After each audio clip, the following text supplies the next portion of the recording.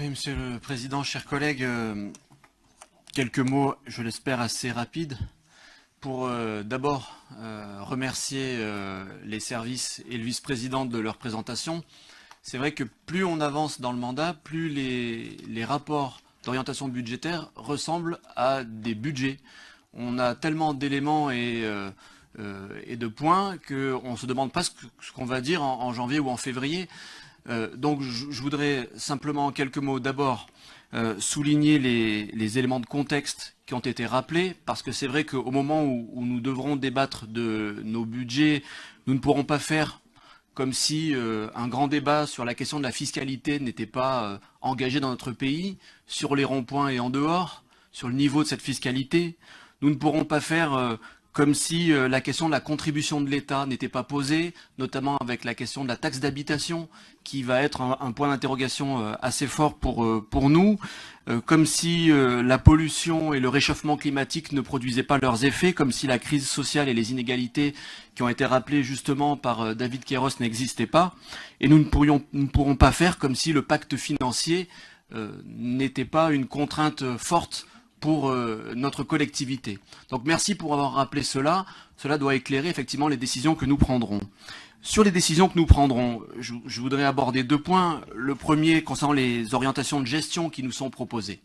Je crois que vous avez tracé une perspective il y a déjà quelques années, en début de mandat, pour faire en sorte que nous ayons une gestion qui soit saine et prudente. Vous le rappelez encore aujourd'hui, avec la question de la stabilité de la fiscalité, qui est un écho, je le crois, aux interrogations que j'évoquais tout à l'heure sur la question du niveau de la contribution et le niveau de la fiscalité des ménages et des entreprises.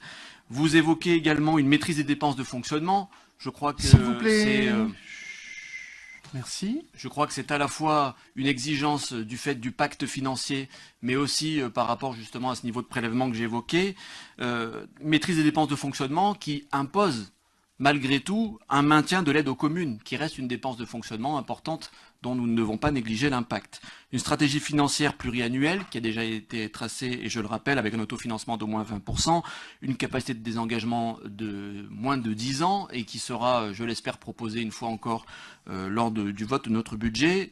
Donc, une gestion saine et prudente.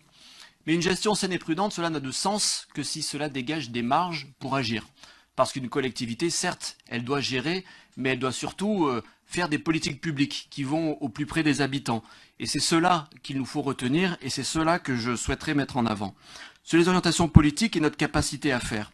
Les trois points qui sont mis en avant, j'évoquerai d'abord la cohésion sociale, puisque nous agissons fortement, cela a été rappelé toute la journée, sur la construction de logements, la réhabilitation, la rénovation urbaine, la tarification sociale de l'eau.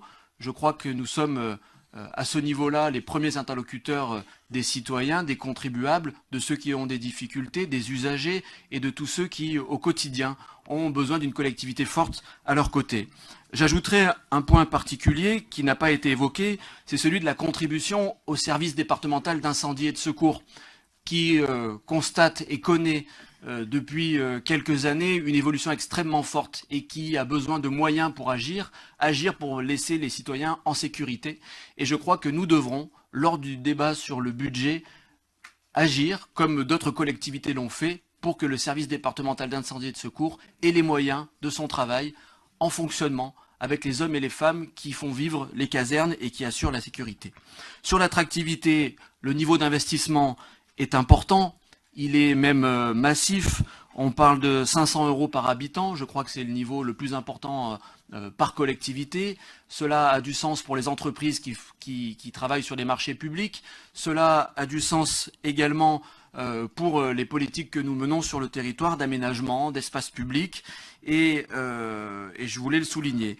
L'attractivité, c'est également la politique de marketing territorial, d'attractivité qui a été mis en avant cette semaine notamment par la vice-présidente Marie-Josée Sala, et puis le travail que nous portons sur la recherche et l'innovation. Et puis, dernier point qui est celui du pilier budgétaire que vous proposez, la transition énergétique, avec un plan énergie-climat, les énergies renouvelables et notamment la centrale Biomax qui sera à la fois innovante efficace et utile pour tous, les ordures ménagères avec une politique et des engagements budgétaires qui augmentent, et puis la question de la mobilité qui reste effectivement essentielle. Voilà, très rapidement balayé les orientations qui ont été mises en avant, et j'ai beaucoup insisté sur la question de la fiscalité parce que dans le débat qui agite notre pays et le sentiment parfois de payer trop d'impôts ou d'avoir une injustice fiscale, je crois que l'un des rôles qui doit être celui des collectivités, des élus, c'est de rappeler que les prélèvements publics et la fiscalité ont des contreparties et que les contreparties sont utiles pour chacun. Alors, pour le budget qui sera le nôtre et que nous adopterons en début d'année, je souhaiterais que nous puissions réaliser cette adéquation-là, montrer que l'impôt est utile, qu'il est juste et qu'il est un levier important pour la transition énergétique, pour l'équilibre social de notre pays et de notre métropole, et de faire en sorte, encore une fois, qu'on ne paye pas des impôts pour rien, mais qu'on paye des impôts à la fois pour assurer les services publics au quotidien, mais également pour préparer l'avenir.